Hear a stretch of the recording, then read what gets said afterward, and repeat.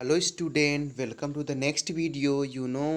Already the first lesson of the prose is going on. The name chapter is The Portrait of a Lady. This is written by the Khushwant Singh. Already guys, Khushwant Singh here describing about his grandmother and how he spent his time and the great part of his life just share with us, हमारे साथ यहाँ पे बांटते हैं और and presents a good picture of a old woman as a grandmother role. Guys तो हम लोगों ने यहाँ तक ऑलरेडी पढ़ चुके हैं या गाइस कि वो लोग सेटल हो चुके हैं यहाँ पे सिटी में जब आए तो उनके कैसे वहाँ की जो गांव वाली हैबिट थी दोनों की कैसे चेंज हो गई। ओके गाइस, दोनों में थोड़ा सा टर्निंग पॉइंट आया वहाँ पे, ठीक है। और they just hardly just get a chance to spend time with to each other, एक दूसरे के साथ समय बिताने के लिए थोड़ा मुश्किल सा पड़ गया। ओके गाइस, तो हम लोग अब यहाँ से पढ़ेंगे कि grandmother always went to school with me because the school was attach to the temple. अब क्या हुआ था, मेरी दादी माँ हमेशा मेरे साथ स्कूल आती थी, ठीक है गाइस। विकास क्योंकि the school was attach to the temple, क्योंकि जो विद्यालय था वो मंदिर से सटा हुआ था। ओके गाइस, सॉरी गाइस, हमने पढ़ पढ़ लिया है यहाँ से। व्हेन माय पेरेंट्स या city of the house settle हो चुके थे। नेक्स्ट देखना है। यस गाइस, हम लोग यहाँ से पढ़ेंगे। ओके, यहाँ से देखेंगे। As years rolled by, we saw less of each other. अब लेखक कहता है कि as the years rolled by, जैसे ही वर्ष बीतते गए, ठीक है, we saw less of each other, हम एक दूसरे से कम मिलने लगे।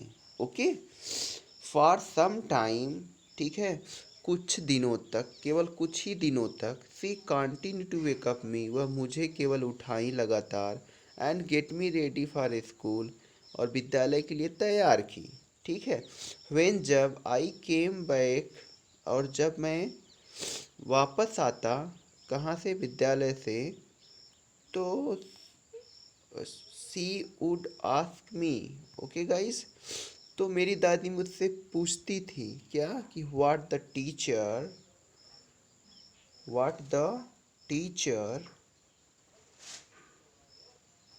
Had what the teacher had guys what the teacher had taught me, हाँ, मेरे अध्यापक ने मुझे क्या पढ़ाया। ओके गाइस, ये मेरे स्कूल आने के बाद वो पूछती थी। I would tell her English words, और मैं उन्हें अंग्रेजी के शब्द बताता, and little things of the western science, और पश्चिमी विज्ञान के थोड़ी सी चीज़ें बताता, पश्चिमी विज्ञान का, एंड लर्निंग्स, और कुछ ऐसी ही जानकारियाँ देता। द लॉ ऑफ ग्रेविटी, और जैसे, और कैसा, the law of the gravity, गुरुत्वाकर्षण का नियम बताता, या फिर आर्कमिडीज प्रिंसिपल, या आर्कमिडीज का सिद्धांत बताता। द वर्ल्ड्स बीइंग राउंड, ठीक है, और संसार, या कह सकते हैं संसारिक, तमाम ऐसे संसार के और भी बातों पे बात करता, वर्ल्डी मैटर पे, ठीक है, चारों तरफ संसार की बातों के बारे में, etc अथवा, ठीक है, आदि। तो दिस मेड हर अनहैप्पी, तो इससे वो नाराज़ होती थी, यानी उससे वह दुखी थी एक तरह से। She could not help me with my lesson, क्योंकि वह मेरे पाठों में या मेरे विषयों में मेरी सहायता नहीं कर सकती थी। She did not believe in the things, और उन्हें ऐसी चीज़ों में विश्वास भी नहीं था। They taught at the English school, जो वे लोग अंग्रेजी विद्यालय में पढ़ाते थे। एंड वाज डिस्ट्रेस्ड, और वो बिल्कुल दुखी थी, निराश थी, दैट कि there was no teachings about the god and in scriptures, कि वहाँ स्कूलों में नहीं पढ़ाया जाता है अबाउट गॉड एंड स्क्रिप्चर्स, देवताओं के बारे में, भगवान के बारे में, या उनके धार्मिक पुस्तकों के बारे में नहीं पढ़ाया जाता है। तो वन डे, एक दिन, आई अनाउंस्ड, मैंने दादी को बताया, ठीक है, कि we were being given music lesson, कि हम जो है हमें संगीत का पाठ पढ़ाया जा रहा है या दिया जा रहा है। ठीक है, संगीत का ज्ञान दिया जा रहा है। तो सी वॉज वेरी डिस्टर्ब, वो बहुत ही परेशान हुई। टू हर म्यूज़िक, क्योंकि उनके हिसाब से जो म्यूज़िक था, टू हर म्यूज़िक यानी अकॉर्डिंग टू हर, उनके अनुसार म्यूज़िक हैड लिविड एसोसिएशन, संगीत का जो संबंध था वो थोड़ा अभद्र लोगों से था, नीच मतलब नीचे, डाउन लोगों, समाज के निचले तबके से संबंधित था, जो निचली जातियाँ यूज़ करती थी। And it was the monopoly of her lords and beggars, और उनके हिसाब से यह जो है एकाधिकार था या वो बहुधा यूज किया जाता था। संगीत किसके द्वारा?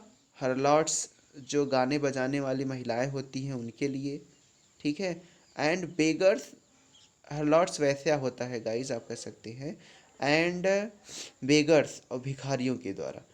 And not meant for the gentle for, और अच्छे लोगों से इसका कोई लेना देना नहीं, या उनसे कोई इसका मतलब नहीं था। तो इसलिए वो घबरा रही थी कि मेरे बच्चे को भी जिन चीज़ों का मतलब बहुत छोटे लोगों से है वही दिया जा रहा है, तो इसीलिए वो बिल्कुल खुश नहीं थी गाइस। आगे देखते हैं कि फिर क्या होता है। या देन उसके बाद तब से क्या हुआ, सी सेड नथिंग, वह कुछ भी न बोली, but her silence mean disapproval, लेकिन उनके शांत रहने का मतलब था कि डिसअप्रूवल, यानी वो उससे असहमत थी। She really talk to me after that, और उसके बाद से वह मुझसे कभी कभार बोलती थी। ठीक है, यानी कम कर दी बोलना। When I went up to university, अब जब मैं पढ़ने के लिए विश्वविद्यालय गया, I given A room of my own, मुझे स्वयं का कमरा दे दिया गया। ओके गाइस, मुझे स्वयं का कमरा दे दिया गया। उसके बाद the common link of the friendship was stamp, हमारे बीच जो मित्रता की एक सामान्य कड़ी थी वो वाज स्टैम्प्ड, वो टूट गई।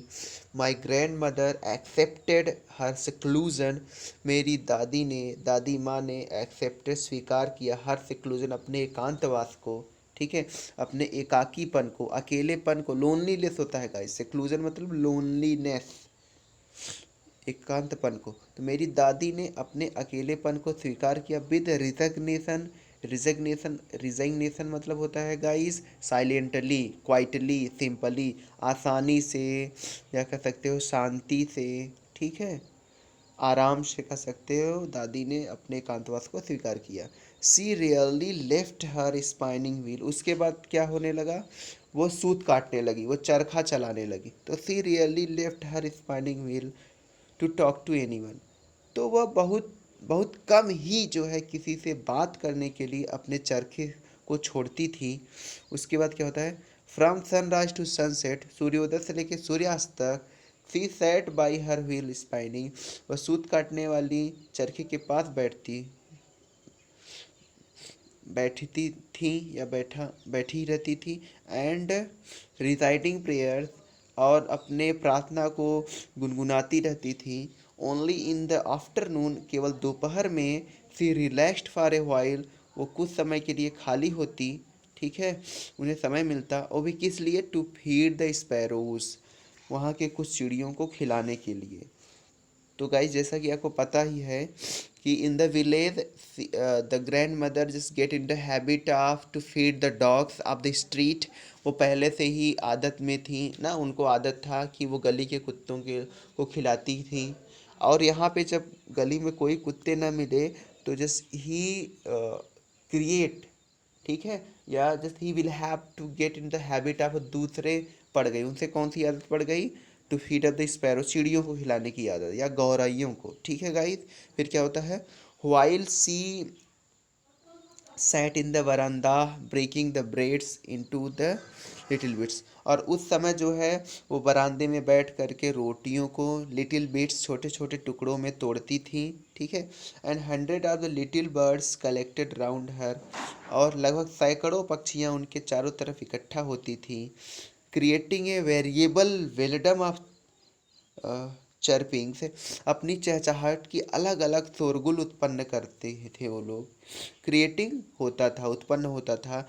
वेरिएबल मतलब विभिन्न प्रकार का, वेल्डम मतलब होता शोरगुल, ठीक है, ऑफ चर्पिंग उनकी चहचहाहट का, ठीक है गाइस। आगे देखिए, फिर सम केम कुछ आती थी एंड पर्च्ड ऑन हर लेग्स उनके पैरों पे बैठ जाती।